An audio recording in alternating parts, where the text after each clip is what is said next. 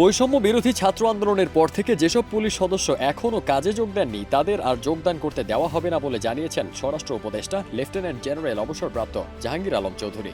তিনি জানান, তাদের বিরুদ্ধে শৃঙ্খলা ভঙ্গের ব্যবস্থা গ্রহণ করা হবে।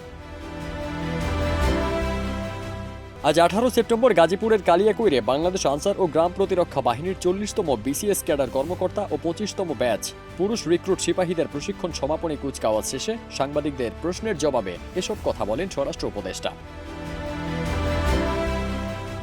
এ সময় এই উপদেষ্টা আরও বলেন, এখনও কাজে যোগ দেয়নি এমন পুলিশের সংখ্যা খুবই নগণ্য। আমরা তাদের ব্যাপারে তথ্য অনুসন্ধান করছি। আপনারাও তাদের সম্পর্কে কোনো তথ্য থাকলে আমাদের জানাতে পারেন। স্বরাষ্ট্র উপদেষ্টা জানান, পুলিশের যেসব সদস্য অপকর্মের সঙ্গে জড়িত তাদের কিছুতেই মাফ করা হবে না। গত 17 সেপ্টেম্বর পাঠানো এক বিজ্ঞপ্তিতে পুলিশ সদর দপ্তর জানিয়েছে, পুলিশের 187 সদস্য এখনও কাজে যোগ দেননি।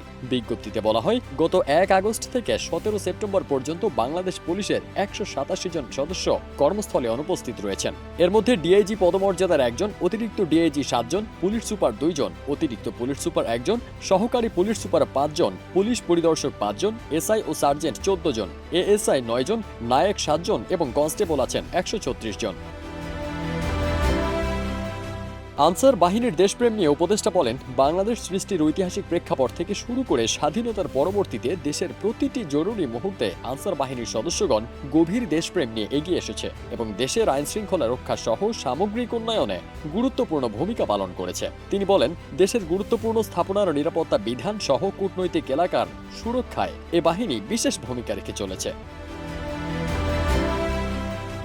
অনুষ্ঠানে বিশেষ অতিথি হিসেবে উপস্থিত ছিলেন স্বরাষ্ট্র মন্ত্রণালয়ের জননিরাপত্তা বিভাগের সিনিয়র সচিব ডক্টর মোহাম্মদ আব্দুল মোমেন এবং বাংলাদেশ আনসার ও গ্রাম প্রতিরক্ষা বাহিনীর মহাপরিচালক মেজর জেনারেল আব্দুল মোতালেব সাজ্জাদ মাহমুদ।